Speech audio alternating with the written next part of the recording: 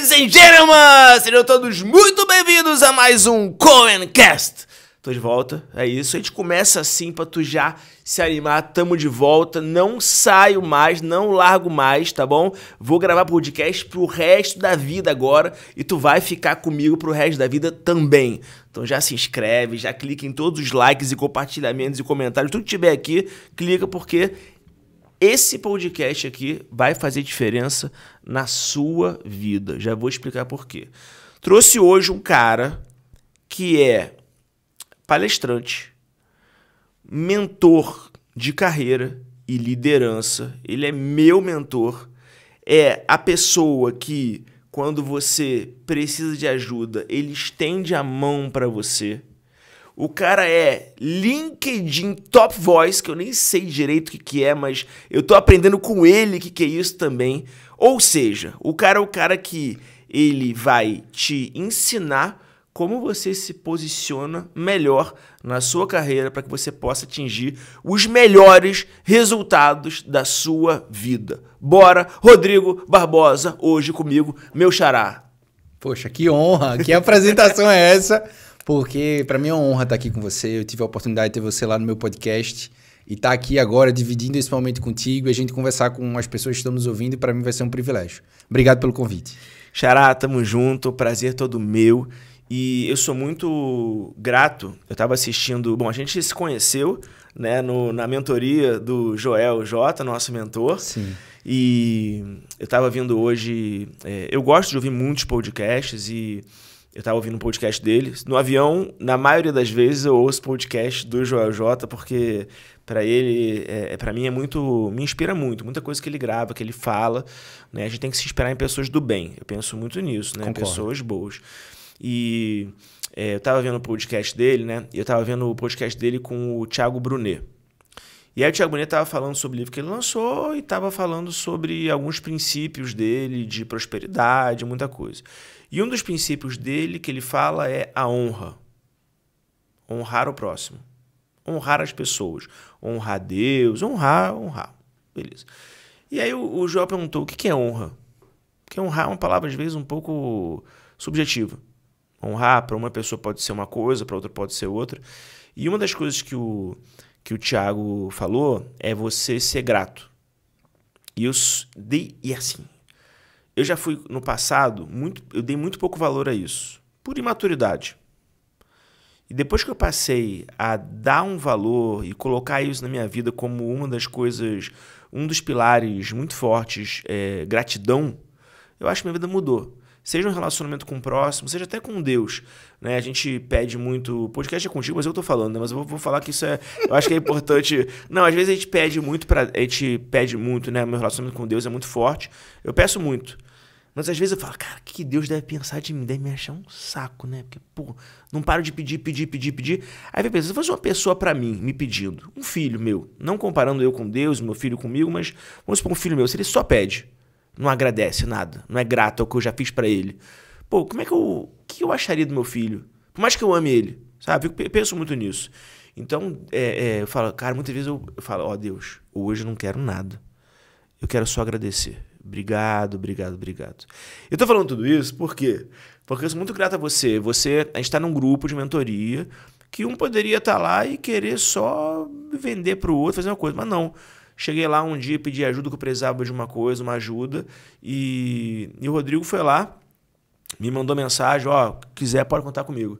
E eu fui lá, a gente se reuniu, né, e criou esse vínculo, essa relação, me ajudou bastante no que eu te pedi. E hoje você vai ajudar a galera aqui. Então eu queria começar perguntando para você, o que é esse negócio de LinkedIn Top Voice? Pronto, é isso, perguntei já. É interessante, porque eu acredito, e eu gosto de fazer essa analogia, que o LinkedIn nada mais é do que uma vitrine da nossa loja. Então imagina, a gente tá aqui em São Paulo, a gente passeando ali pelo Shopping Cidade Jardim. Um shopping patamar elitizado.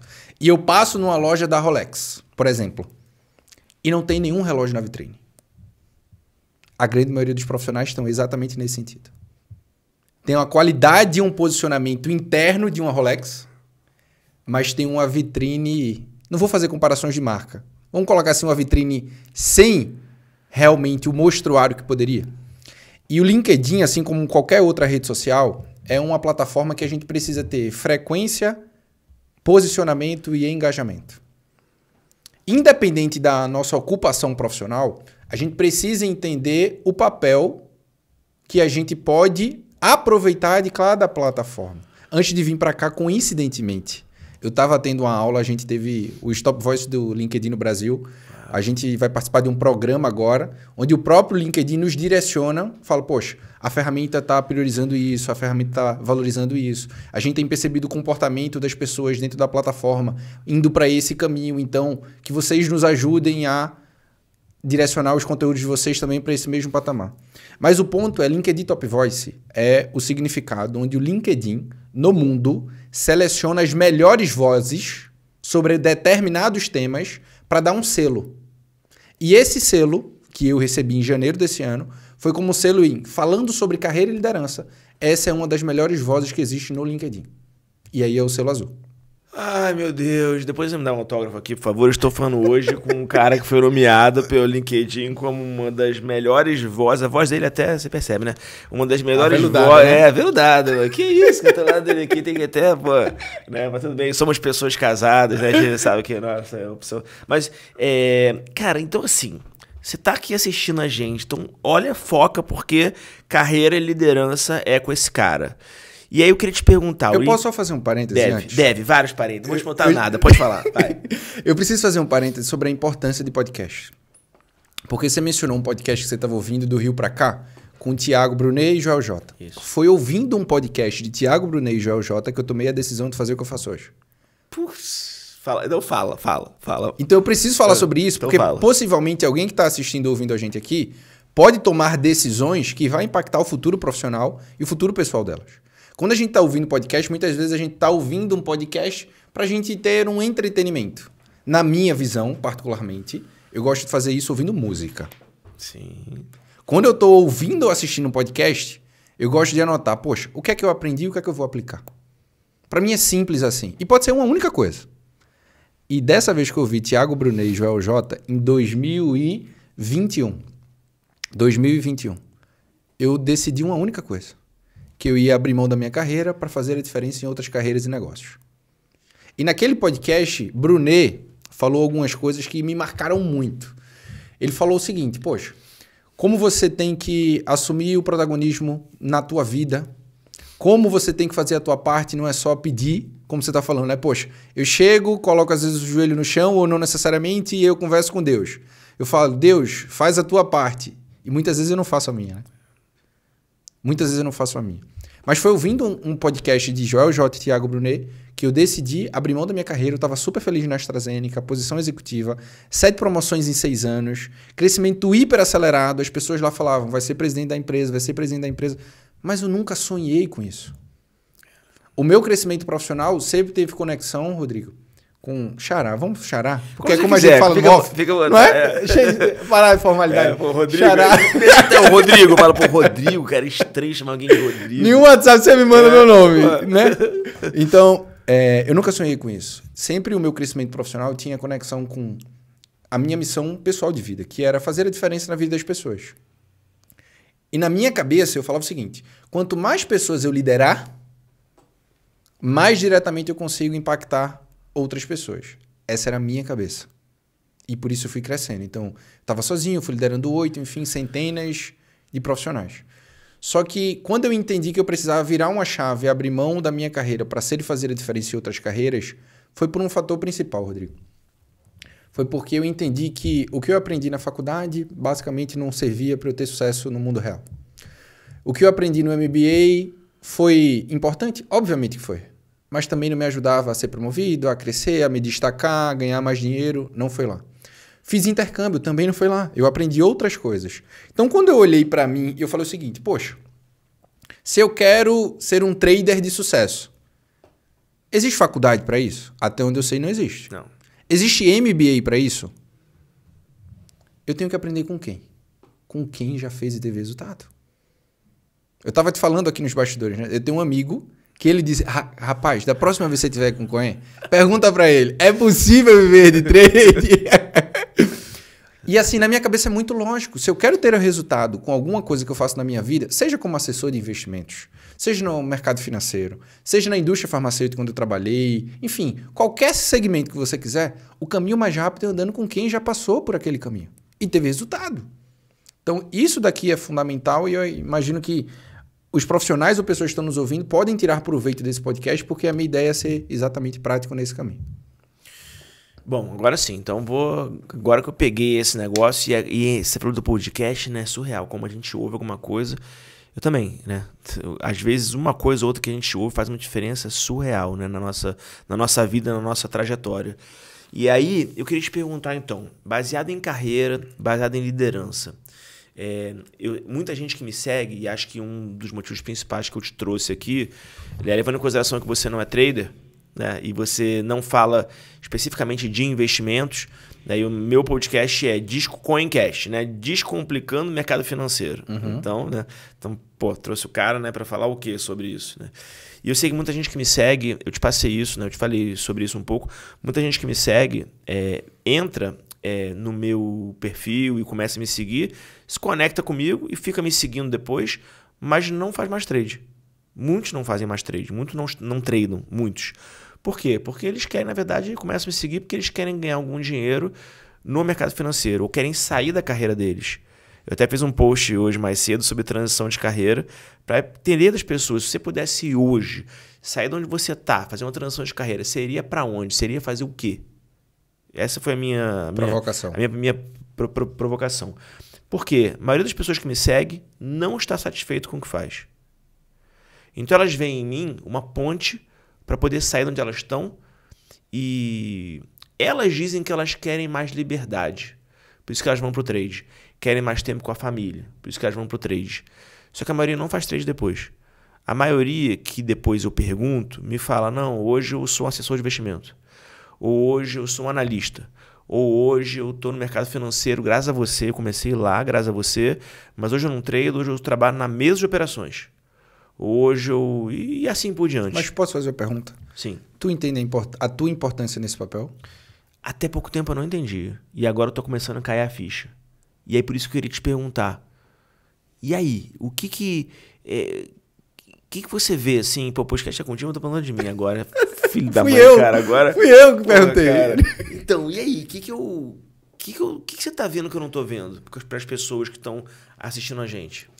Uma transição de carreira não é algo simples. Uma transição de carreira envolve diversos fatores. E o primeiro é emocional.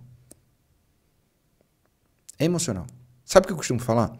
É que se eu tô há mais de 6 meses, se eu tô insatisfeito há mais de 6 meses no mesmo lugar, a responsabilidade é 100% minha. É 100% minha.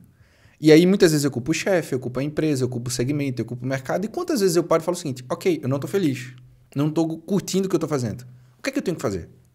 Esse é um pilar fundamental. Então, muitas vezes quando a gente pensa numa transição de carreira, e eu falo isso demais nas minhas mentorias, o primeiro ato, geralmente, é olhar para fora. Falar o seguinte, para onde eu vou? Onde o primeiro ato deveria ser olhar para dentro. O que eu tenho para oferecer para fora? Caramba. Então, quais são as minhas experiências? Quais são as minhas principais habilidades? Onde eu tenho realmente paixão e talento? Eu gosto muito de utilizar o Ikigai. Não sei se você já chegou a utilizar a ferramenta Ikigai. Não. Já ouviu falar? Não. Essa ferramenta Ikigai é uma ferramenta asiática que ela fala que você tem que responder 4 perguntas. E essas 4 perguntas te tiram da escuridão de um momento pessoal ou profissional e elas te trazem clareza. A primeira pergunta que você tem que se fazer é: o que é que eu amo fazer? Que você ama de um ponto que você faria de graça. Isso é muito bom. Beleza. Segundo, o que é que eu faço bem feito? Porque é diferente. Às vezes eu amo cantar. Eu posso amar cantar. Significa que eu sei cantar, que eu faço bem feito? Não necessariamente. No meu caso, necessariamente não é. Definitivamente não é, tá? Ficando cantando no banheiro tá ótimo. No chuveiro. Canta no chuveiro tá ótimo. Terceiro, o que é que eu posso ganhar para fazer? O que é que eu ganho para fazer de verdade? E essa resposta ela é complexa, porque algumas vezes... O que significa que eu ganho? O que é que eu ganho para fazer é que você recebe a tua profissão, de fato. Ah, atual. É, tá. Exato. E o que é que eu posso fazer que faz bem ao mundo? E aí, existem 4 tipos de vida dentro dessas respostas. E a vida máxima é quando, no meu trabalho, que o trabalho é o meio, sabia? O trabalho não é o fim. Apesar de no trabalho a gente passar, sei lá, metade quase do nosso dia, se a gente pega deslocamento, trade às vezes não tem deslocamento, mas Não. a preparação, a volta, enfim. Sim, total. Estudo. A gente gasta quanto tempo? Sei lá, 10, 12 horas. Vamos colocar essa média. 8 horas. Dificilmente alguém ali, 8 horas cravadinho, difícil. A média do brasileiro são 10 a 12 horas trabalhando. Se você faz alguma coisa no teu trabalho pela remuneração financeira, ela vai se tornar muito cara em pouco tempo. Então, fazer trade só pelo dinheiro é caro. Se aquilo não tiver um significado por trás. Sim. Então, quando você faz algo que você ama fazer, faz bem feito, ganha para fazer e faz bem ao mundo, isso é uma vida significativa.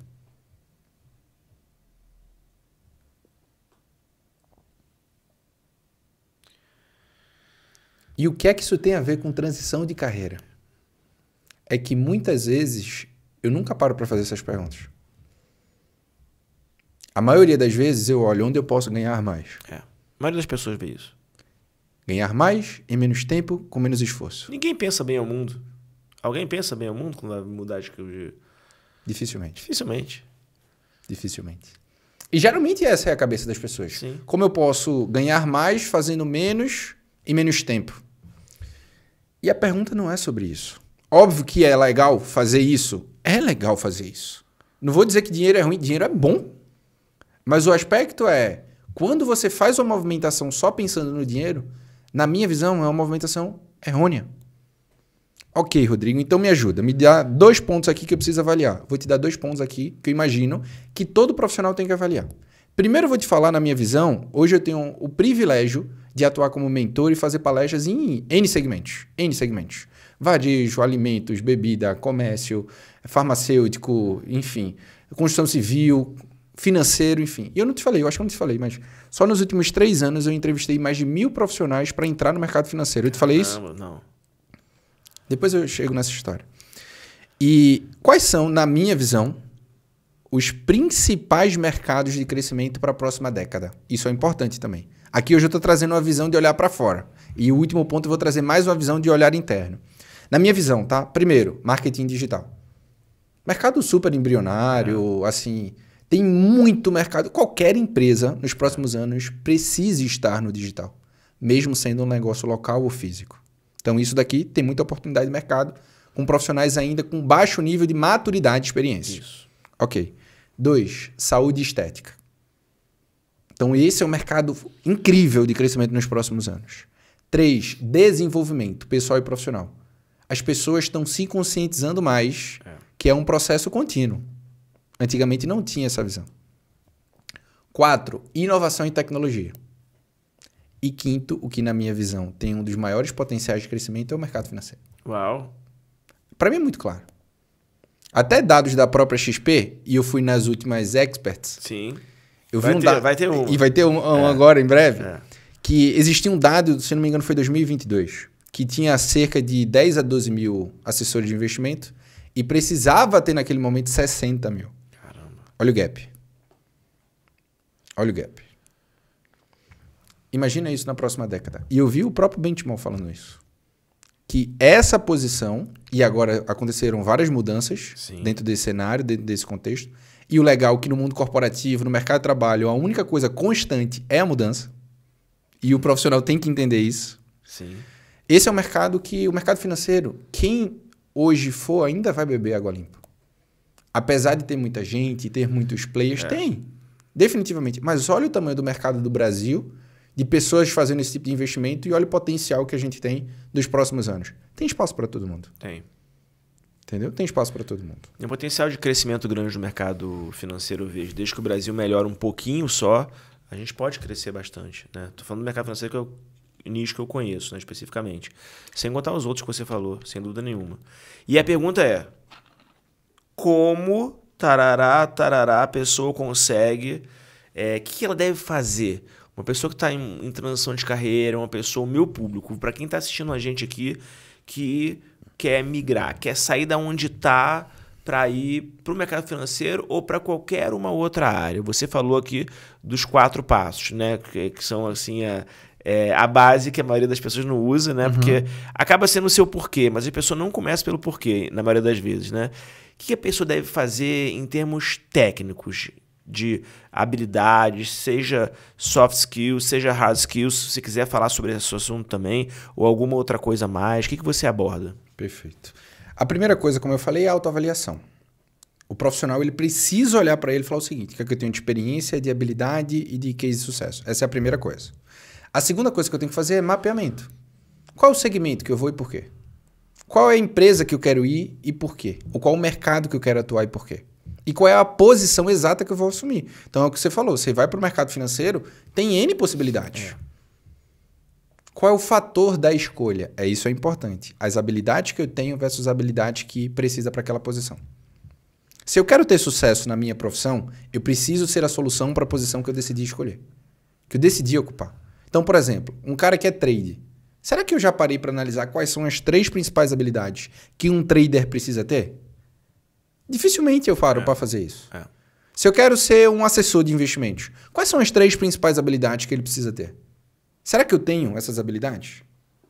Se eu falo de um analista, câmbio, crédito, e aí essa visão do que eu tenho versus o que precisa pode ser um match super positivo. Por exemplo, assessor de investimentos. Essa foi uma das posições que eu mais contratei nos últimos anos. Eu participei de um projeto de expansão de um escritório credenciado da XP, onde tinha uma expansão gigante no Nordeste. E eu entrevistei mais de 1.000 pessoas nos últimos 3 anos. Mais de 1.000. E a grande maioria, eu ouvia que as habilidades que eles tinham eram diferentes de habilidades que um assessor precisa, por exemplo. O que é que um assessor de investimentos precisa? Primeiro, conhecimento técnico. O assessor precisa dominar esse mercado, porque o cliente, na maioria das vezes, não domina. Não. 2, visão estratégica. O assessor precisa olhar para o perfil de cliente e entender especificamente como abordar aquele cliente. E terceiro, capacidade de negociação. Tem que fazer isso. Aí quando você vai para uma entrevista ou quando você faz uma autoavaliação com os profissionais, eles falam, eu sou proativo. Não serve. Eu sou determinado. Não é suficiente. E essas são as habilidades que eu mais ouvi durante todos esses processos seletivos. E aí um ponto que é interessante é, habilidades comportamentais ou técnicas são mais relevantes? Depende. Depende. Posições de maior liderança, habilidades comportamentais. Posições menores, habilidades técnicas.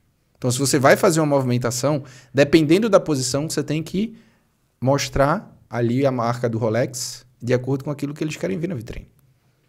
Então, esse é um passo importante. Então, autoavaliação, mapeamento de mercado, empresa e posição. Depois, eu tenho que fazer o quê? Posicionamento. Eu quero sair do mercado que eu estou e ir para o mercado financeiro. Ok, se entrassem no teu LinkedIn. Tá claro isso? Quantas pessoas sabem que você quer fazer isso? Depois, preparação. Que esse é o grande gap. Que eu quero ir para o mercado, mas eu não estudo o mercado. Eu não estudo a empresa. E o último pilar, Coen, na minha visão, é prospecção. Se eu quero, por exemplo, trabalhar numa determinada empresa X, eu tenho que sinalizar as pessoas chaves dessa empresa que eu quero trabalhar lá. Como fazer isso? LinkedIn. No LinkedIn eu consigo encontrar qualquer pessoa de qualquer organização em qualquer posição. Basta eu ir lá no campo pesquisar, colocar o nome da posição e o nome da empresa. Vai aparecer para mim. E aí eu mando uma mensagem. Olá, tudo bom? Sou fulano de tal e tenho um sonho de trabalhar nessa empresa. Desenvolvi nos últimos anos essa competência. E gostaria de saber de você qual conselho ou caminho você me daria para um dia ter a oportunidade de participar de um processo seletivo. Uau. É simples. Cara, nunca tinha pensado nisso na vida. Talvez algumas pessoas devem pensar, devem ter feito. Nunca pensei nisso. Como você chegar... Verdade, você pode chegar a qualquer... Pode ser que ele não leia, né? Tem muita mensagem. Tipo um direct Instagram que você manda para alguém que tem muito seguidor. Não, tem essa possibilidade da pessoa não ler, talvez? No LinkedIn é mais assertivo. Porque o volume é menor. Então chega direto na pessoa. Chega. E a pessoa vai lá e lê. Vai lá e lê. E ela vai lá e te responde alguma coisa ou já te conhece. Uma pergunta, pensa comigo. Eu quero conversar com o diretor de RH de uma determinada instituição financeira. Onde é que eu acho ele? Não, LinkedIn, fato. Não vai mandar um direct no Instagram ou no Eu YouTube. no Instagram eu não consigo saber quem é. Não sabe. Não tá escrito. No LinkedIn eu consigo. Então, se você está pensando numa transição de carreira, não tem como você pensar numa transição de carreira sem estar com o teu Rolex na vitrine. Sim. Porque ali é o melhor lugar para você conseguir se conectar com as pessoas-chave. E quando acontece o caso de uma pessoa querer fazer transição, em geral, ela não está preparada para aquilo. Porque, por exemplo, eu fiz transição. Ok. E até hoje, né? Quando eu sou um pouco assim, né? Tem uma certa característica que às vezes eu quero mudar. Então eu vou lá e mudo. Falo que só não mudo de esposa, mas o resto eu mudo de qualquer coisa. Beleza. E aí, qualquer coisa não, né? Mas tô falando profissionalmente. E aí, o que eu fiz? Eu sou engenheiro, eu trabalhava com tecnologia. Eu era programador, depois analista, depois virei gerente de projeto. Na época, eu estava até lembrando, certificação. Tirava a certificação que eu gostava. Para mim era importante para poder me diferenciar. Não sei se hoje em dia ainda tem. Depende da área, talvez. Depende da área. Na minha área de TI, certificação mais... O mercado financeiro, por exemplo, é uma base importante. É uma base. Na área de TI, o que era mais almejado era PMP, né? Que era gerente de projeto. Então, eu fiz a certificação, fiz a prova, foi difícil. Preparei durante 6 meses e fiz. Tirei e tal. Beleza. Então, eu tinha muito isso. Quando eu migrei, né, eu fiz transição para o mercado financeiro. Para mim, o mercado financeiro era o que tinha de mais, assim, né, e para mim eu queria ir. Minha porta de entrada foi ser assessor, porque para mim era mais cômodo. Fiz uma prova, teve um cara de história e falou, estamos precisando, faz a prova. Se passar, você entra da Ancord na época. Entrei, fiz a prova, 30 dias lá que tinha a próxima prova. Fiz, a prova era escrita na época ainda, não era online, não era diferente. E aí fiz, passei e entrei. E foi minha porta de entrada. Depois fiquei lá. Depois entrei, né? Aí tive meu escritório, várias coisas, beleza. Hoje em dia, eu penso assim, as pessoas para fazerem transição, se é uma mudança de área muito grande, elas não têm experiência para aquilo. Uhum. E aí? Fazem um curso, fazem um MBA, como é que elas vão...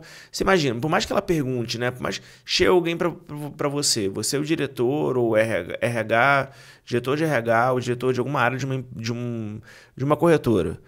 Eu quero trabalhar na corretora, na área, no back-office. Mas a pessoa nunca trabalhou no mercado financeiro na vida. Como é que a pessoa dá o passo para poder fazer isso, entendeu? Sim. Essa é uma excelente pergunta, porque vamos pensar junto. Possibilidades e caminhos. Eu tenho um caminho.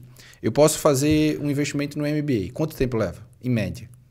Pelo menos uns 2 anos. 1 ano, 2 anos. 1 ano. Assim, a média 1 ano e meio, 2. Vamos colocar essa média aqui. Quanto eu faço esse investimento? Quanto seria? 20 30, mil. 40 mil. Dependendo da instituição que eu vou fazer. Esse é um caminho possível, sim. Invisto nisso. Provavelmente, quando eu termino isso, eu começo a pensar na transição e atualizar o meu currículo. Ok? Beleza. Um outro caminho que eu tenho é me conectando com as pessoas que já trabalham lá. Como eu posso fazer isso? É uma pergunta, né? Eu posso fazer isso através de eventos. Quais são os eventos da área que eu quero trabalhar? Que acontecem online ou em alguma região que eu quero ir? A gente acabou de falar da Expert, por exemplo. Se eu quisesse ir para o mercado financeiro, quais são as instituições financeiras que fazem eventos e que nesses eventos eu posso me conectar com pessoas? E chegar para uma pessoa de um determinado stand ou dentro do ambiente e falar o seguinte, cara, meu sonho é trabalhar nesse mercado. Tu já trabalha nesse mercado? A pessoa vai falar, trabalho. Eu disse, o que é que você faz? É isso. O que é que eu preciso fazer para um dia chegar numa posição como essa? Eu estou me desenvolvendo, mas eu ainda não sei o caminho. Me ajuda? Qual é a pessoa que vai te negar, Coen? E aí eu pergunto, se eu chegar no processo seletivo e a pessoa me perguntar o que faz a posição X, o que é que eu tenho que responder? E aí o ponto é, o que é que vai valer mais numa seleção? Eu chegar com diploma, eu chegar com essa informação e falar que eu já sei. E aí esse é o ponto irrelevante. Esse é o ponto relevante. Como a gente estava comentando, no mercado financeiro, certificação é relevante. Sim. Ancor, CFP e várias outras que podem acontecer, que são relevantes e que te diferenciam. Algumas pré-requisito para você assumir a vaga. Como Ancor, por exemplo. Se você não tiver, você não vira assessor. Isso. Não é isso? É assim como outras várias posições. Mas o caminho que eu vi interessantemente é que no processo seletivo, principalmente, porque se eu estou pensando num processo seletivo, numa transição de carreira, eu vou pensar o seguinte, eu vou fazer autoavaliação, eu vou fazer o mapeamento, mas eu vou ter que me preparar. E no processo seletivo, numa transição, vai ter processo. E no processo seletivo não ganha o melhor candidato, sabia? Quem ganha? o melhor posicionado para ser a solução para a posição. Porque processo seletivo, eu não compro o passado. Processo seletivo, eu compro o futuro que eu enxerguei dentro do processo seletivo. Ouvindo o passado. Mas vamos pensar numa trade? Sim. Na trade, você compra o passado ou o futuro? Ó, tô falando com um especialista. Ó o peso, hein? Olha, o que a gente costuma dizer, seja para o trade, ou seja para investimentos, vamos supor que você vai investir uma carteira de investimentos. Ok. O que você faz? Você olha o chamado track record, né, que é o teu histórico. Então você olha o passado, você olha o que a pessoa fez, qual é o histórico de resultados. Você olha o futuro também? Olha, mas o futuro, assim, no caso do trade, qual o potencial do cara de ganhar? Sim, em alguns casos até pode ser. Mas acho que no trade a gente olha muito mais o passado, que a pessoa já fez. Porque teoricamente, ou o que aquele gestor de aquele fundo já fez, ou quanto aquele fundo performou nos últimos 3 anos. Então, se o fundo performou bem, se o trader foi um bom trader, então, teoricamente, a gente espera que ele continue sendo. O resultado dele vai ser do momento que ele analisou para trás ou do momento que ele decidiu aportar para frente? No momento que ele decidiu aportar para frente. Esse é a mesma coisa do processo seletivo. Como é que funciona? Eu olho o passado e eu compro visando aquilo que eu vou receber no futuro. Investimento não é assim que funciona? É, total. No processo seletivo também. Só que a diferença é que quando eu falo sobre investimento, eu tenho toda a base de dados à minha disposição. Quando eu falo do processo seletivo, quem leva a base de dados? Sou eu, que sou o candidato. Quem é o produto para ser aportado? Sou eu. E a grande maioria não sabe falar do passado, não tem as habilidades, não tem a oratória e a comunicação para gerar alto impacto. E sendo muito aberto, o MBA vai te levar a conhecimento. Mas se você investe em networking ou, acima de tudo, em mentores que já fizeram ou fazem aquilo que você quer fazer, esse é o caminho mais rápido. Entendeu? Esse é o caminho mais rápido. Então, eu faço muito isso, transição de carreira. Muitos profissionais me procuram. Quero sair dessa área para essa área. Eu disse, beleza. Por quê? Primeiro. Por quê? E aí eu faço eles analisarem que existem 5 linguagens da carreira. Não sei se você já leu o livro As 5 Linguagens do Amor. Já ouviu falar desse livro? Não. É um livro que eu recomendo demais para quem tem um relacionamento. 5 Linguagens do Amor. E ele fala que num relacionamento... Eu tô apontando para tu, ficou meio estranho, tá? Mas você com Flávia. Você com Flávia e eu com Alessandra. Tudo bem. Tá? Cada um de nós tem um tanque de combustível e que existem 5 tipos de combustíveis que podem abastecer esse tanque. Primeiro, toque físico. Tem gente que o tanque para o carro andar do relacionamento precisa de toque. Lembrei do livro. Me recomendaram esse livro já uma vez. É bom, pô. Toque físico. Outros, palavras de afirmação. Outros, presentes. Outros, tempo de qualidade. E outros, atos de serviço. Então eu li esse livro. Eu acho que é Gary Chapman o autor desse livro. E aí a minha esposa me desafiou. Eu já li mais de uma vez ele com a minha esposa. Ela falou, amor, você tem que falar quais são as linguagens da carreira.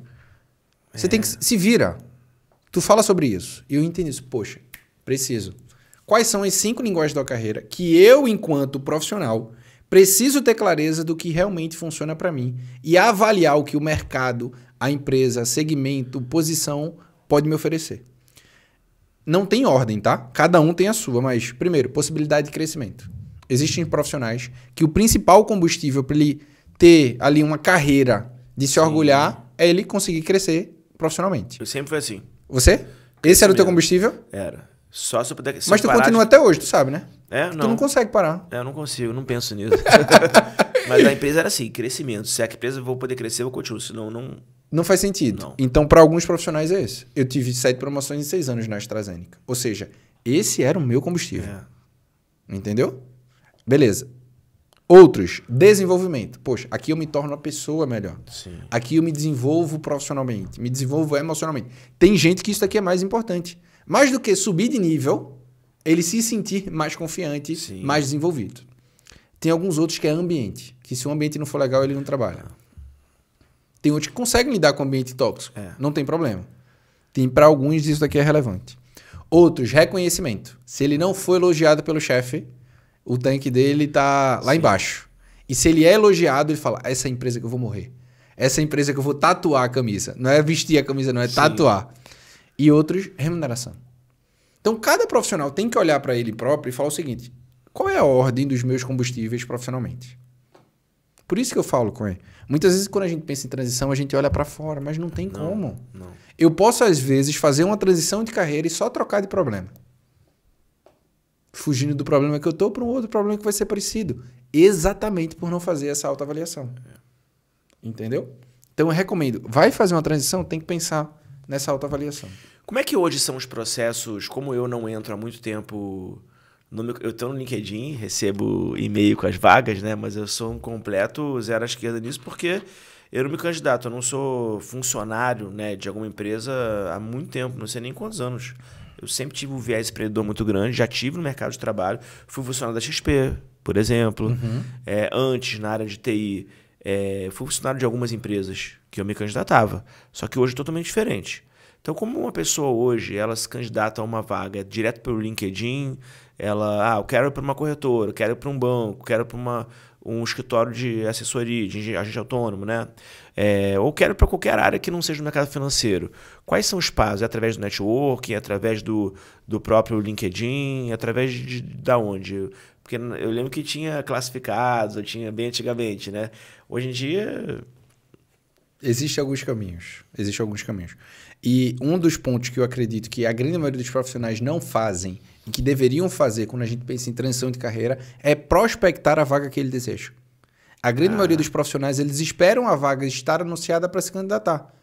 Igual a 99,9% das pessoas. Boa. E aí não tem nenhuma diferenciação. Alguns caminhos. Primeiro, o que é que eu gosto de fazer?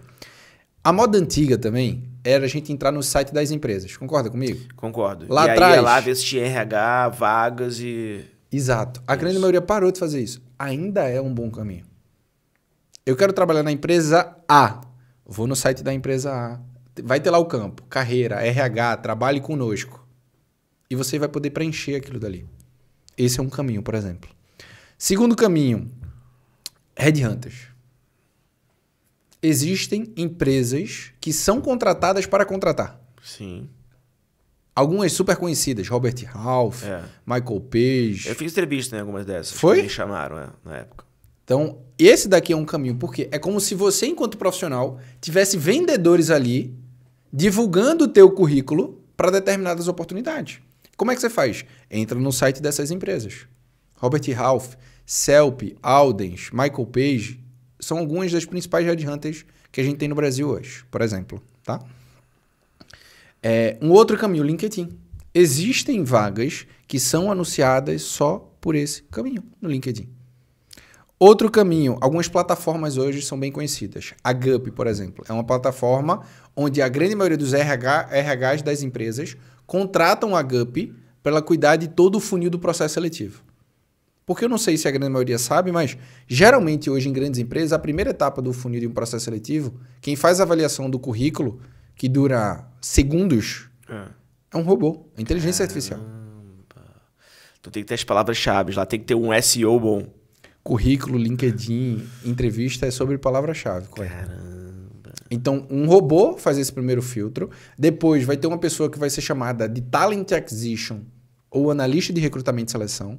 Inclusive, eu recomendo, se você já sabe a empresa que você quer trabalhar, vai no LinkedIn, coloca Talent Acquisition e o nome da empresa. Você vai achar essa pessoa e vai mandar aquela mensagem que eu falei lá no começo, que vai funcionar. Se for empresa multinacional, vai ter Talent Acquisition. Se for empresa nacional, provavelmente vai ter analista de recrutamento e seleção. Olha os detalhes.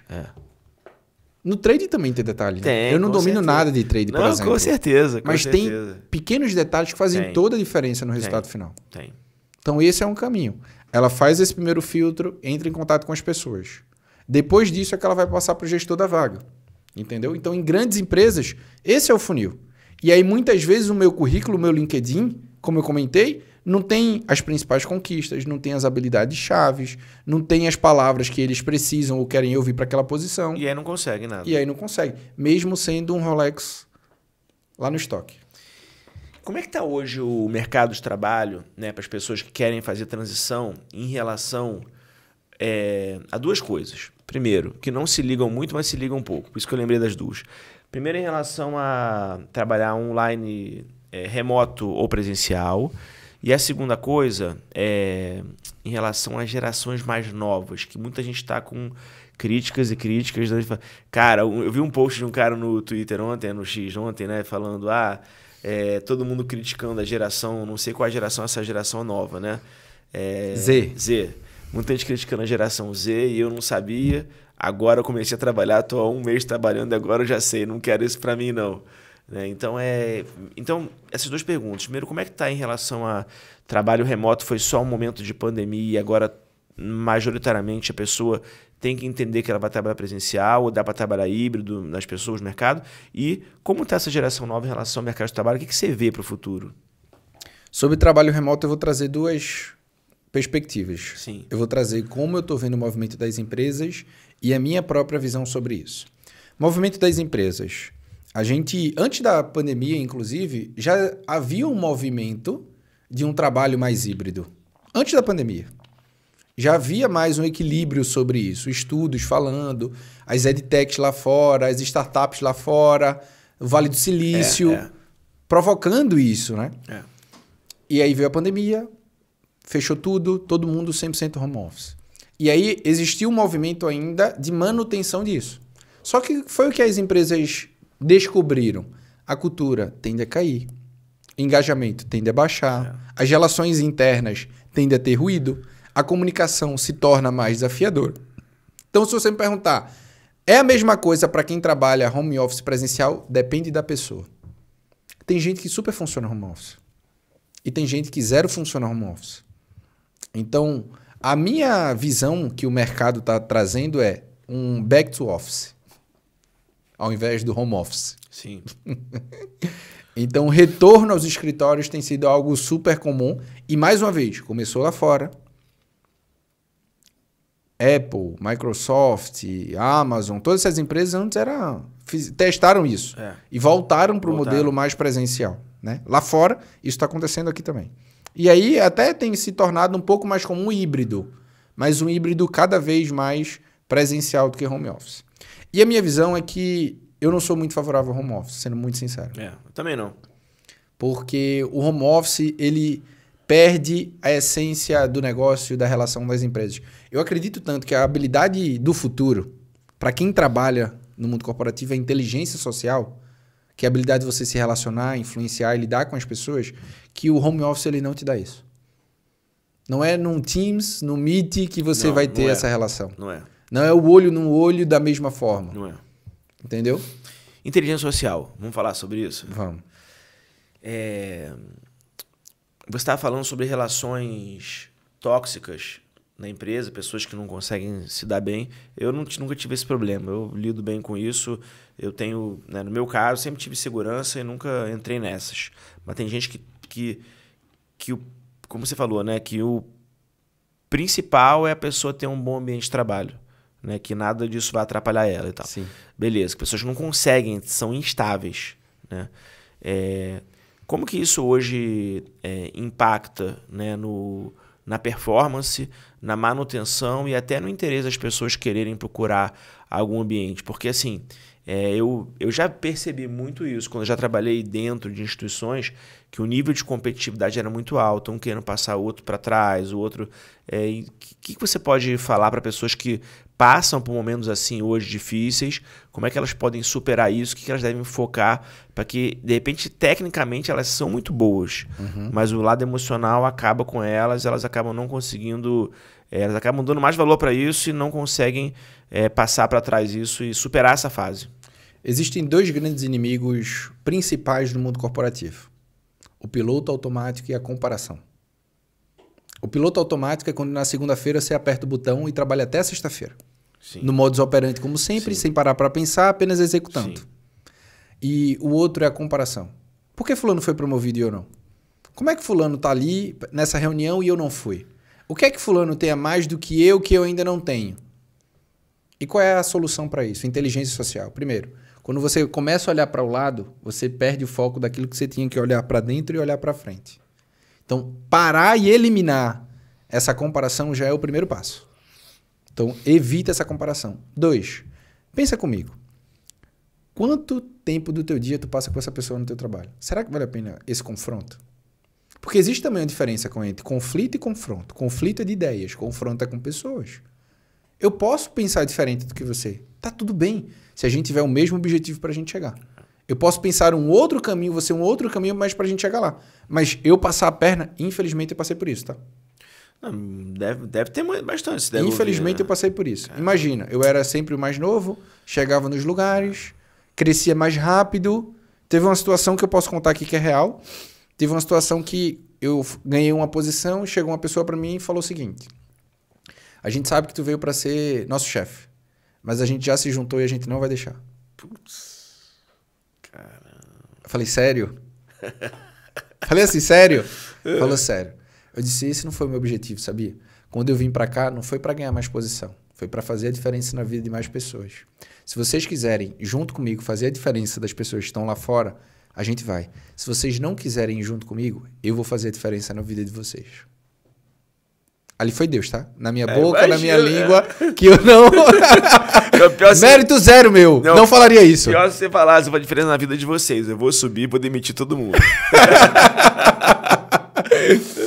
E foi desse jeito. Então, esse ambiente tóxico, como é que eu posso lidar com ele? Primeiro, existe a estratégia que eu chamo de efeito sanfona. Às vezes eu tenho que estar perto de determinadas pessoas e às vezes eu preciso estar longe dessas mesmas pessoas para que eu tenha um bom convívio dentro do meu ambiente de trabalho. Eu só preciso saber quem é quem. Sim. Outra coisa, eu tenho que entender se aquilo está falando comigo, especificamente, ou sobre o que eu estou trazendo de ideia ou sugestão.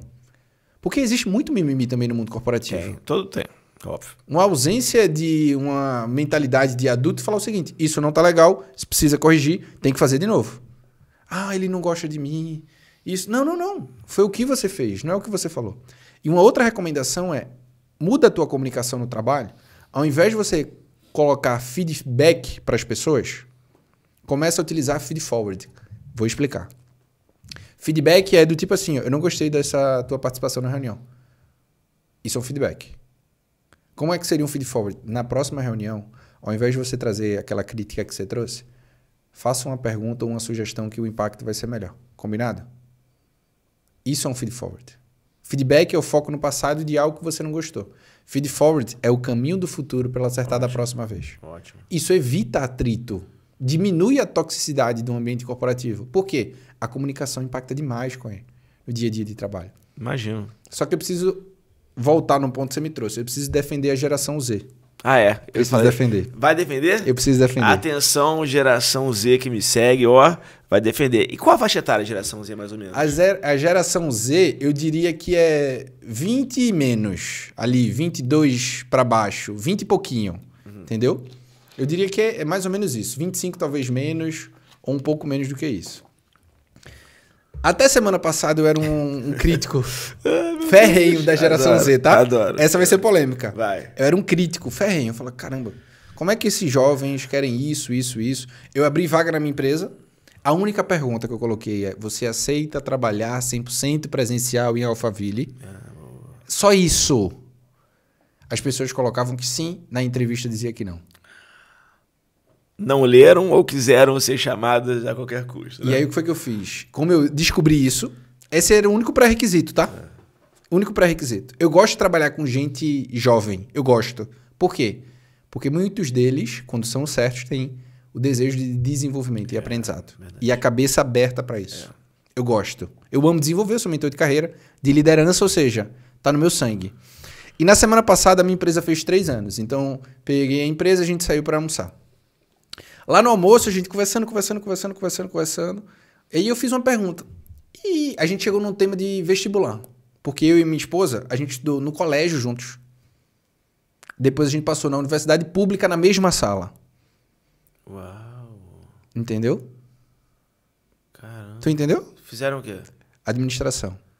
Uau. Então a gente estudou no colégio no primeiro ano. No segundo ano eu mudei, fui perturbar com os meus amigos. Mas vocês começaram o primeiro ano juntos? No primeiro ano a gente começou a paquera, né? Mas não, mas já vocês começaram na mesma sala. Esse é um ponto importante, tá? Antes do que ele tá falando da geração Z, um minuto, eu abri um parênteses aqui. Mas você começou no primeiro ano. Não, agora deu uma leve inveja. Mas você começou no primeiro ano. Entrou na mesma sala em que ano? Primeiro ano do ensino médio. Até então você não estava na mesma sala. Era colégio diferente. Tá, já tirei um pouco a inveja. Depois é porque você tá mais antigo, é isso? Não, porque eu conheci a Flávia. A gente entrou na mesma sala desde do primeiro ano do infantil, que é o jardim de infância. 3 anos de idade. Só que depois, no ensino médio, a gente saiu, se separou. É injusto isso. Calma. No ensino médio, a gente se separou de escola e faculdade a gente não fez junto. Entendi. Entendeu? Então, só pra você ter noção. Mas eu tive uma leve inveja de ter feito faculdade, você fez faculdade junto.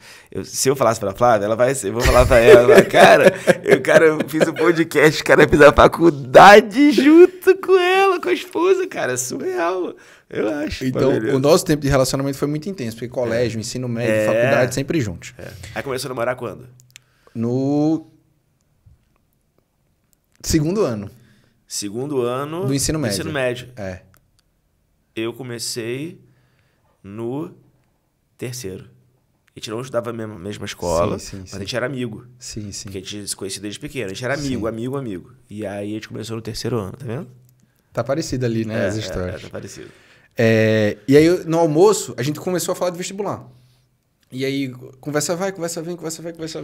Eu falei, e vocês? Aí ele falou, não, meu ensino médio foi na pandemia. Na hora, eu fiz o download na cabeça. Eu disse a fase mais difícil na formação da pessoa. Elas estavam num contexto que elas tiveram que ficar em casa.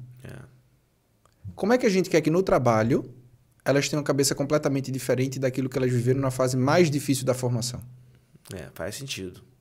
Aí a outra, que era um pouco mais velha, eu falei, e você? Ela disse, a minha faculdade quase toda foi assim. Boa parte da minha faculdade. Ou seja, se você critica a geração Z, como é que tu foi na pandemia? Emocionalmente. No teu trabalho. Então, a nossa responsabilidade, que está uma geração à frente, ou algumas gerações para frente, é ajudar na formação desses profissionais que foram impactados numa fase educacional super importante. Então, ao invés da gente criticar, tem que estender a mão. E olhe que eu era o crítico até semana passada. Caramba. Que na minha cabeça não entrava. Como essas pessoas querem crescer rápido, em pouco tempo, trabalhando no home office e com muita mordomia. E aí eu fui entender. E hoje, ao invés de criticar, eu estou ajudando a formar esses profissionais. E olhe que o meu público principal são profissionais sêniores. Quando eu olho para as pessoas, meus alunos, que vão para os meus eventos, que fazem as minhas mentorias, 35 mais. Essa é a média, 30, 35 mais. Só que quando na semana passada eu fiz isso, ainda não tinha caído essa ficha. Então, o meu convite, eu imagino que o teu público também é um público cabeça branca, né? Mais experiente. Majoritariamente o meu público, a maioria é de 30 até 50. Tem mais, 30 até 55, mas tem gente mais e tem gente menos. Mas, assim, em geral, 18 a 25 não é muita gente. Pois é. Para mim que me acompanha também não. A gente tem um papel de responsabilidade com essa geração. A gente precisa entender como ajudá-los a formá-los, porque lá atrás a gente também precisou entrar no mercado e a gente não tinha essa capacidade toda. Não tinha. Entendeu? Então é um papel nosso. E como você falou lá no começo, de honra, se a gente olha para a nossa história profissional e pessoal, tiveram pessoas que puxaram a mão para a gente crescer. Sim, total. E chegou a fase da gente dar a mão para a gente puxar essas pessoas para crescerem. Entendeu? Meu time vai se orgulhar dessa, eu acho também. Porque eles me fizeram refletir na semana passada. Porque eles sabem que eu sou crítico. Que eu era crítico dessa geração. Eles sabem. Tá? Caramba, sensacional. Xará, vamos falar sobre o segundo lado da sua mentoria, né? Mentoria de carreira e mentoria de liderança. Eu me considero, isso não é puxando sardinha do meu lado de jeito nenhum, eu me considero um líder nato, por coisas que eu faço. Automático, assim, em mim. A gente é treinável, tudo é treinável. Eu também treinei muita coisa, mas eu me considero muito líder. Por muita coisa que eu faço, na minha turma, na escola, eu sempre era líder. Meus filhos são líderes, que os coordenadores falam tanto pro lado bom quanto pro lado de bagunça, né? São líderes também. Então, acabam puxando e acabam sendo, e é isso. Eu fui, por exemplo, em termos comunitários, eu já fui líder, fui presidente de instituição, fui presidente agora da escola que eu estudei a vida toda, presidente... voluntário, né? Da escola que meus filhos estudam ou estudaram. Então, eu sempre fui muito assim. Mas eu queria ouvir de você. Porque uma coisa é a gente ser, outra coisa é a gente saber falar sobre isso, né? E você é a tua área. Quais são as características principais assim, de um líder? Mas assim, atualidade, não sem clichê. Tô falando assim, na lata, assim, o que o cara tem que ser para ele ser um gestor? Porque, minha opinião, o cara para ser gestor, ele tem que saber liderar, não é possível, não é só técnico, ele tem que saber liderar. Então, para o cara poder subir na carreira, em algum momento, para ele não parar, se crescimento para ele é uma coisa importante, ele vai ter que ser chefe. Gerente, diretor, gestor, supervisor, o que seja, alguma coisa. Para ele poder ter uma carreira, dar um passo acima e assumir um cargo de liderança, o que ele precisa fazer? Todo líder de sucesso ele tem que fazer 3 coisas: direcionar, desenvolver e servir. Então o líder, ele precisa dizer, nós precisamos ir para cá. Esse é o objetivo. Se o líder não der o direcionamento, não alinhar as expectativas e dar as metas claras, o time fica perdido. Segunda coisa, o líder precisa desenvolver a equipe, porque provavelmente, para onde eu preciso ir, o meu time não está 100% preparado para chegar lá. E o meu papel de líder é sim desenvolver essas pessoas. A nível de habilidades técnicas e comportamentais. Só que um pilar de liderança que eu percebo que tem sido muito esquecido é o de servir. Sim. E aí é a grande diferença de chefe e líderes. Chefes cobram, líderes servem. Esses 3 pilares de direcionamento, desenvolvimento e servidão são inspirados no maior líder de todos os tempos. Jesus. Liderou por 3 anos uma equipe com 12, a gente fala dessa equipe até hoje. Muito bom, muito bom. Calma, deixa eu fazer uma pergunta aqui agora, então, sobre isso. Agora vamos entrar um pouco mais profundamente nisso, que é um assunto que muito me interessa e com certeza interessa quem está ouvindo a gente, né? Porque todo mundo almeja uma posição mais alta. Quando você falou aqui, né? Líder servidor, muitas referências, né? Fala sobre liderança, né? O líder... Qual livro? Não é para rico, pai pobre, não. O Monge Executivo. O Monge Executivo, né? Então, o Monge Executivo é o líder servidor. Isso aí ficou marcado para todo mundo. Eu li, livro muito bom, eu acho que ajuda muito, muito nisso na liderança. Agora, tem alguns líderes... antes disso, meu pai, ele falava muito sobre isso. Ele falava assim, filho, você pode ser chefe de 2 formas. Ou pelo poder, ou pela autoridade. Pelo poder, porque te nomearam líder, e você é líder e vai mandar. Pela autoridade, porque você já fez aquilo. Então as pessoas vão olhar, você, mesmo que você não seja nomeado, você já é o líder, porque você já sabe fazer aquilo. As pessoas vão olhar e falar, cara, vou procurar o Rodrigo, porque o Rodrigo já fez aquilo. Falava muito isso. Então escolha ser líder pela autoridade, não pelo poder. Porque é muito mais sólido, é muito mais natural e no final, né, é muito mais agradável, é muito melhor para você. Beleza.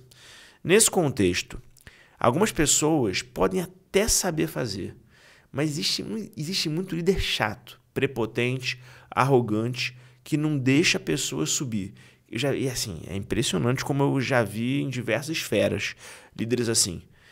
Né? Como lidar com pessoas assim? Dá para lidar com pessoas assim? Tem que se afastar deles? O que você fala? Porque é impressionante como pessoas que têm carências, ou têm medo, ou tem alguma coisa que não deixa o outro subir. E eu às vezes até me atrapalho um pouco, assim, não me atrapalho, mas, pô, tem gente do meu time, ou parceiros de negócios, de trade, por exemplo, né, ou de investimentos no geral, que são pessoas muito boas. E eu vejo, cara, se eu trago uma pessoa assim, eu vou multiplicar, não vou nem somar, vou multiplicar, vai ser uma coisa, um crescimento exponencial, que vai valer a pena para o meu público. E no final, todo mundo vai crescer junto, eu não tenho medo, eu não tenho. Acontece, o cara for me ultrapassar, cara, fazer o quê? Eu deveria também estar correndo. Então, eu fico nessa. Agora, a maioria das pessoas não fica nessa. E aí? Na minha visão, todo líder que quer crescer, ele precisa desenvolver para alguém para assumir o lugar dele. E eu posso trazer a minha própria experiência. No meu crescimento, eu só consegui crescer porque tinha alguém preparado para assumir o meu lugar. E muitas vezes o líder fica com insegurança, né? Poxa, eu vou preparar alguém, esse alguém pode ser melhor do que eu posso perder o meu lugar. A ideia é essa. Na minha cabeça, você tem que ser substituível para sua cadeira e insubstituível para a empresa. Deu para entender? Total. Porque às vezes a gente pensa o seguinte, eu preciso ser insubstituível naquilo que eu faço. Não, velho. Tu tem que ser substituível. Porque se tu for insubstituível, tu não sai daí nunca mais. E, infelizmente, a maioria dos líderes pensam assim. Eu preciso ser um líder insubstituível. A minha equipe precisa me amar. A minha equipe precisa passar tudo por mim. Tá tudo errado, velho. Tudo errado. O sucesso da liderança está na descentralização da liderança. Onde você consegue formar a autoliderança em cada pessoa do teu time. Mas quando você faz isso, você não corre risco de você acabar delegando muito e deixar na mão da pessoa? Porque isso... Já aconteceu. Não, já aconteceu não. Isso, né, em casa, a Flávia me critica muito. Porque eu sou assim. Eu acabo sendo um líder que delega muito, que quer realmente ajudar, servir. Quero que a pessoa cresça, quero que ela assuma uma posição de protagonismo na função dela. E aí eu acabo delegando demais. Eu acho que nem todo mundo está pronto para poder receber, assumir, fazer bem feito aquilo. Eu acabo deixando na mão e às vezes eu não controlo e acaba não sendo feito o que deveria ser feito. Se eu fizesse, eu sei que eu faria bem feito. Tá. Aí é um ponto. Existem 4 fases da delegação. Você sabia disso? Não. A primeira, eu preciso fazer e a pessoa ver. Como é que eu vou dizer para Cohen, dá uma cambalhota segurando isso daqui com os dentes? Nem segurando, nem sem segurar. Então, o primeiro passo que eu gosto de fazer é o seguinte. Se eu vou delegar, primeiro, olha aqui como eu faço. E eu mostro a pessoa como é que eu faço. Depois, senta aqui, vamos fazer junto essa mesma atividade? Isso daqui, isso daqui, isso daqui. Depois, faz aí para eu ver você fazendo. E no final, vai lá e faz. O que é que acontece? Os líderes, eles querem passar as responsabilidades ou delegar sem ter feito esse processo. O que é que vai acontecer? Vai dar problema. E aí o que é que faz? Volta para o líder não vou delegar mais. Porque se eu delego o R e volta para mim, então na minha cabeça eu não posso delegar. Não, não, não. Calma. Tu pode delegar. Só que tem 2 pontos. Você seguiu esse caminho? Essas 4 fases da delegação e outra. É a pessoa certa para isso? Ou ela tá no tempo certo para isso? Porque também tem esse fator. Também tem esse fator. Também. Às vezes, você quer mais pela pessoa do que a própria pessoa. E aí vai ter uma ruptura ali de alinhamento de expectativa. Mas o que eu costumo falar é que se o líder quer o time mais fortalecido, porque o líder tem que ter tempo para pensar. Quais são as principais habilidades de um líder? Eu falei os papéis aí. Sim. Esses são papéis de líder. Direcionar, desenvolver e servir. Quais são as principais habilidades de um líder? Primeiro, liderar. Entender de gente. Depois, visão estratégica. O líder tem que ser estratégico. Depois, tomada de decisão. Se o líder não tiver tempo para fazer isso, ele não consegue fazer um time de alta performance. Essas são as habilidades. Porque o líder é uma cadeira muito solitária, né? É muito. Ele tem que ser muito autogerenciável. Muito. É difícil às vezes. E é difícil pra caramba. É. Só que tem um caminho que eu gosto de falar que é a rotina do líder. Que eu divido ela em 4 partes principais. Como é que, na minha visão, precisa ser a rotina de um líder? O líder precisa olhar para pessoas de 20% a 30% da agenda dele. Tem que ser olhando, desenvolvendo, direcionando e servindo as pessoas. 20% a 30% da agenda dele, cuidando de processos ou projetos. 20% a 30% da agenda dele precisa ser olhando para performance. O líder tem que olhar para performance. Tem que ver como é que estão os resultados. E 20% a 30% olhando para as estratégias. Sabe o que os líderes fazem? 70%, 80% para performance e o resto para pessoas. É isso. Processo ninguém vê. Processo, não vê. Estratégia, quando sobra. Estou anotando aqui. Então, na minha visão, qualquer líder que quer ter muito sucesso no mundo corporativo, ele tem que ter uma rotina de pessoas, processos, estratégias e performance. Cada um entre 20% a 30% do teu tempo investido nisso. E eu sempre sou esse cara metódico, tá? Sim. Então, se tu olhar minha agenda, tem por cor, tudo dividido isso. A minha rotina, se você me perguntar qualquer dia da semana, qualquer hora, eu sei o que eu tô fazendo. Porque na minha cabeça, Cohen, qual é o meu principal recurso na vida? Tempo. Sim. É o tempo. Por quê? Vai acabar. Esse é o que eu acredito. Deus me colocou aqui um determinado tempo. Sim. E ele vai me levar. Então, o que é que tem igual para todo mundo? Todo mundo, pelo menos, até onde eu sei, tem 24 horas. É. O que a gente faz com essas 24 horas é o que é diferente. Mas na minha cabeça é onde está o meu tempo, onde está o meu tempo está a minha prioridade. Onde está a minha prioridade vão estar os meus resultados. Então, o líder que não tem uma rotina olhando para aquilo que tem que olhar, tá errado. O líder que não senta uma vez por mês com a sua equipe e pergunta, como é que você tá? Eu não aceito, tudo bem. Como é que eu posso te ajudar? Onde eu devo melhorar? Me conta. O líder que não faz isso, não escuta a equipe. Vai cair performance. Não, isso faz diferença muito grande. E tem a liderança situacional, né? Às vezes você precisa ser um líder mais firme. Às vezes soltar um pouco para o time conseguir andar. Às vezes servir mais um pouco. Isso é liderança situacional. Depende do quê? Da situação que o teu time está passando. E do momento que o teu time está passando. Isso serve para todo mundo, né? Eu vi um podcast do Joel com a Natália Arcuri, né? E aí ela tava falando, né? Porque ele perguntou para ela assim, tudo a ver com o que você falou. Ele perguntou para ela assim, quando você saiu do jornalismo, você foi empreender, você passou a não ter chefe. Como é que foi essa transição? E ela falou, nisso eu fiquei desesperada, porque eu tinha horário para tudo, passei a não ter horário para nada. Então eu tive que eu arrumar o que fazer. E aí ela falou, e aí que eu fiz? Eu peguei minha agenda e coloquei horário para tudo. E durante 2 anos eu segui fielmente hora para almoçar, tinha hora para jantar, tinha hora para poder fazer isso, aquilo, para gravar, para tudo. Ela botou a agenda dela com hora para todas as coisas.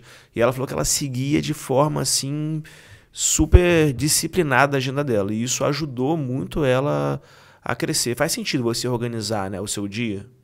Na minha visão faz super sentido. E geralmente, quando eu faço as mentorias ou quando eu faço nas palestras, essa provocação eu falo o seguinte, quem aqui tem rotina? As pessoas levantam a mão, tá? Tá, beleza. Quem tá com a mão levantada, eu pergunto.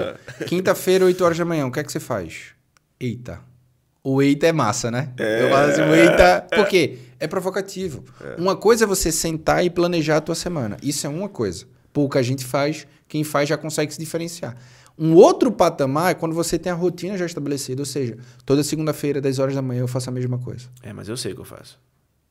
De cabeça do que eu faço. Não toda hora, todos os dias, mas majoritariamente eu sei. Tu tem uma rotina. É por isso que tu tem os teus resultados. Pode ser. Você falou isso agora, eu nunca tinha parado para pensar. Porque tu investe energia onde tem o resultado. E é por isso que você tá onde você tá. Pode ser.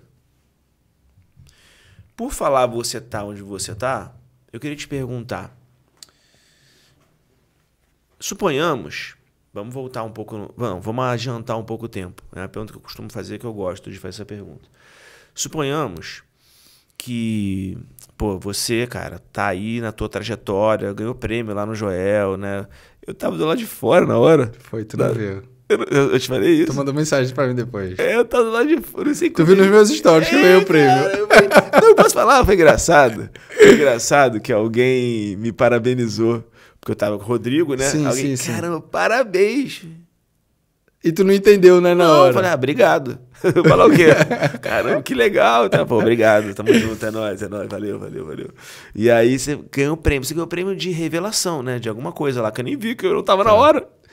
O prêmio foi um prêmio da pessoa que mais serviu e impactou as pessoas que fazem parte da mentoria do Influência. Que teve votação aberta. Na votação, o nome mais votado foi o meu, como a pessoa que mais influenciou as pessoas da influência através do serviço. Cara, é isso. Pô, que legal, cara. Então, suponhamos que você continua na sua trajetória de sucesso, crescendo cada vez mais. O tempo passou e você hoje está completando 99 anos de vida. Difícil de imaginar o nosso futuro, mas é uma data importante. 99 anos. E aí você faz uma festa. Nessa festa você chama as principais pessoas da tua vida que representaram muito para você e que principalmente você representa muito para elas. Que você impactou muito a vida delas. Como você hoje consegue impactar um grupo como o do Influência, que tem 150 pessoas, você foi o mais votado. Imagina no mundo. Mercado de trabalho. Surreal. Eu não consigo imaginar. E não consigo imaginar com 99 anos. O que você ainda não vai fazer pelas pessoas? E aí, você faz uma festa enorme e tal. Pô, merecido, né? E aí na festa você tá sentado lá numa cadeira, 99 anos, já tá um pouquinho mais velhinho, né? Você tá numa cadeira. E as pessoas fazem fila para poder te cumprimentar. Pô, surreal. Quem não vai querer te cumprimentar, te abraçar, te beijar? Tu mudou a vida da pessoa, o futuro dela e a família toda, né? Por causa disso. De tudo que você fez. E aí, truque você serviu, né? E aí, enquanto estão te cumprimentando, elas estão na fila e começam a falar sobre você. Começam a falar sobre as suas características, começam a falar sobre o que você mudou na vida delas. E aí eu queria te perguntar, quais são as coisas sobre você que as pessoas estariam falando naquele momento?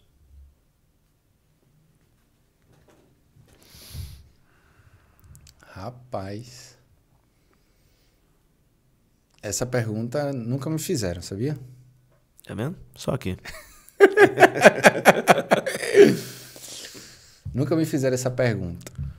Mas, refletindo sobre isso, é uma combinação de 2 pontos. Talvez isso me deixaria com o coração muito alegre. Primeiro,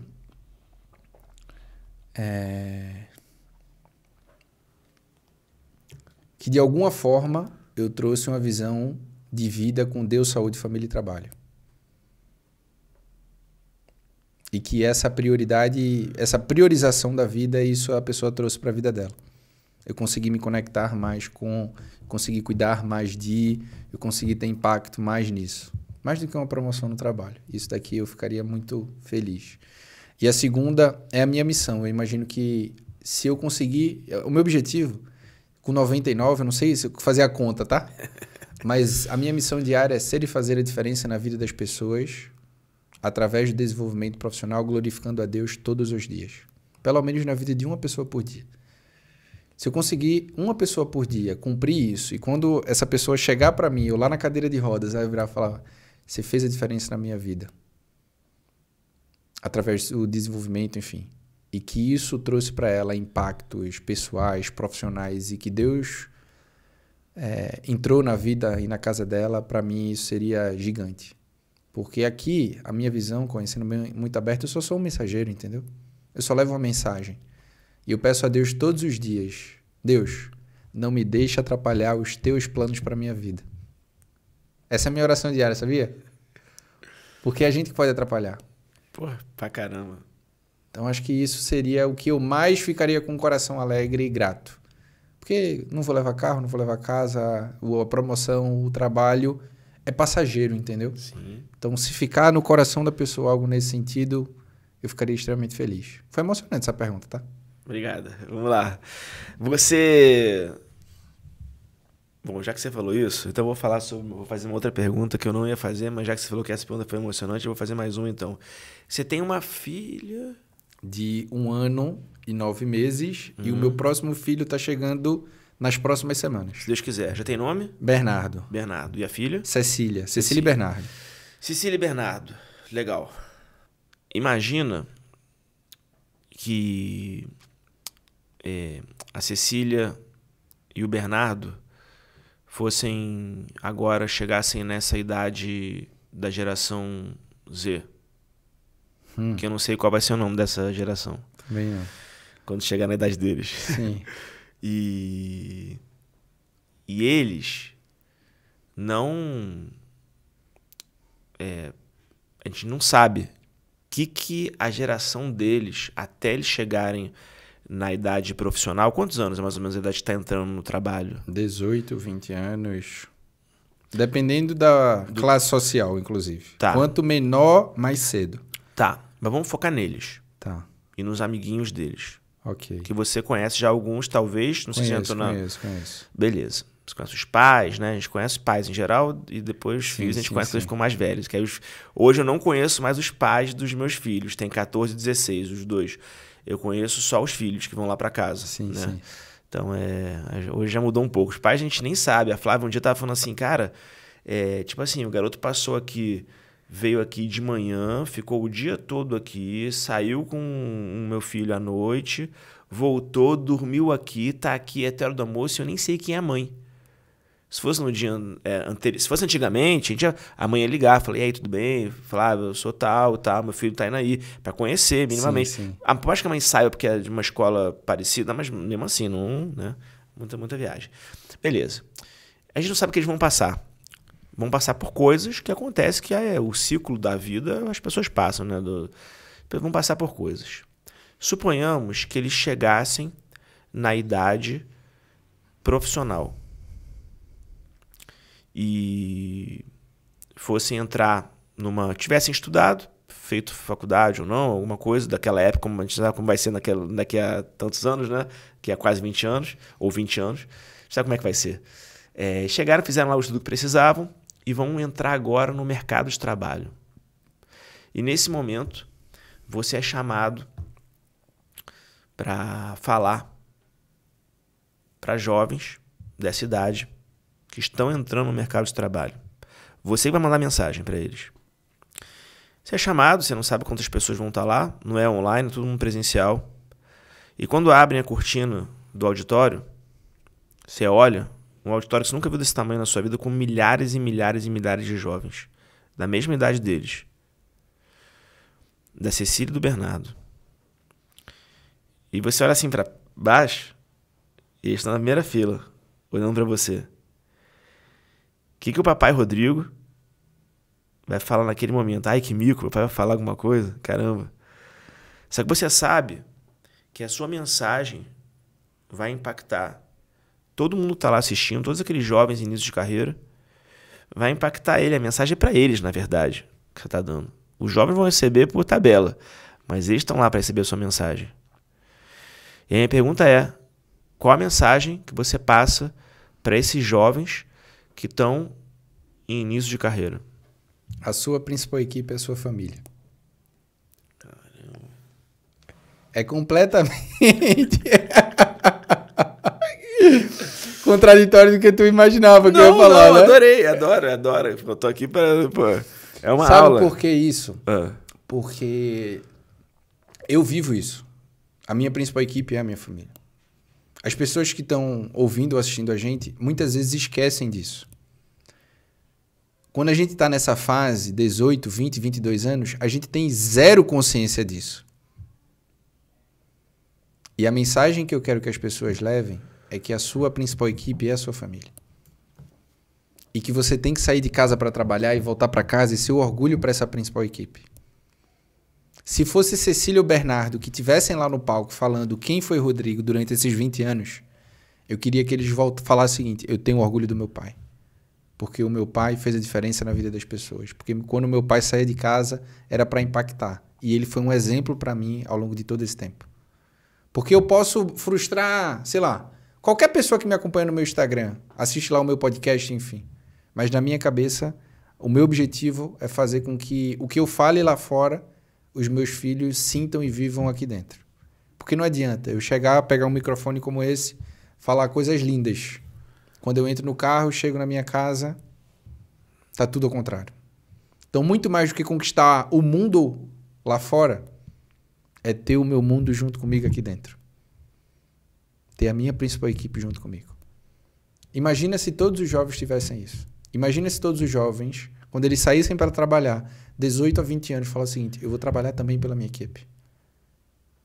E alguns pensam assim: eu comecei a trabalhar aos 14, não era porque eu queria, era só para pagar o plano de saúde da minha mãe. E naquele momento era para isso. Eu sendo parte da equipe da minha mãe. E a minha mãe me ensinou demais com isso.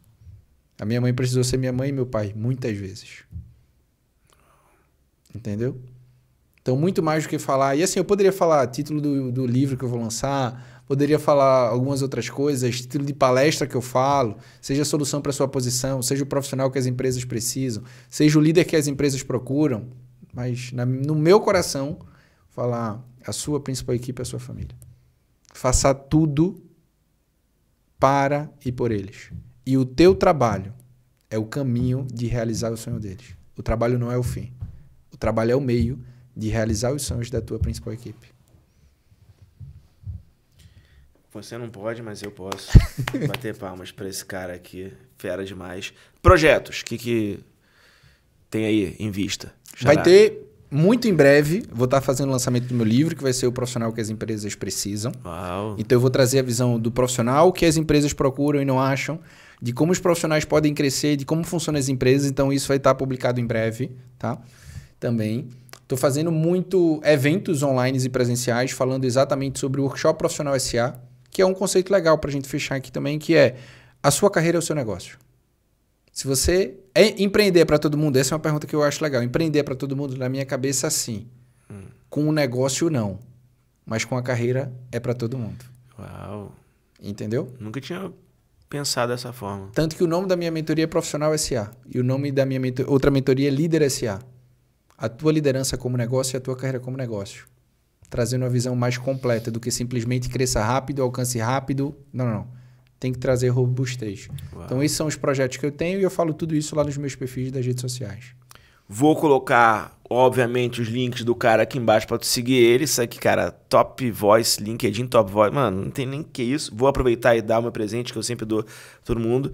Esse livro aqui está nas melhores livrarias online e offline do Brasil. A Vida Não Tem Simulador. Rodrigo Cohen, lê e depois me dá o feedback, faz a avaliação boa, obviamente. Xará, pra você, de presente. Sabe que você tá me devendo um livro, né? Eu não vou nem... Você sabe, né? Não vou nem falar que, cara, a gente gravou um podcast. Vou falar essa. A gente gravou um podcast. Tem que falar, né, mano? Fazer o quê? Gravou um podcast. Hoje, o cara me deu o livro, né? Aí eu já tinha lido. Aí, obrigado. Eu fiquei assim, você já leu? Porque ele percebeu, né? Eu falei, pô, não sei como... Ei, tu me lembrou, te esqueci. Aí eu falei, já li. Não, então, ó, próxima vez que eu vou trazer. Eu te tu dou acredita um que eu levei na mentoria o Note Day, lá de Joel? Eu levei na minha bolsa. Eu voltei pra casa, aí a Alessandra me perguntou, tu não deu pra ele? Eu esqueci. Faz parte. Xará, obrigado pela presença, desejo pra você muito sucesso, que você continue transformando vidas e fazendo esse trabalho iluminado que você faz em prol do próximo. É uma missão muito bonita, nobre, e que você e toda a sua família sejam muito abençoados por tudo que vocês fazem em prol do próximo. Tamo junto. Amém. Obrigado por ter vindo. Amém. Eu que te agradeço, obrigado pelo convite e super sucesso para você, que merece mais. Tamo junto. Abraço. Valeu.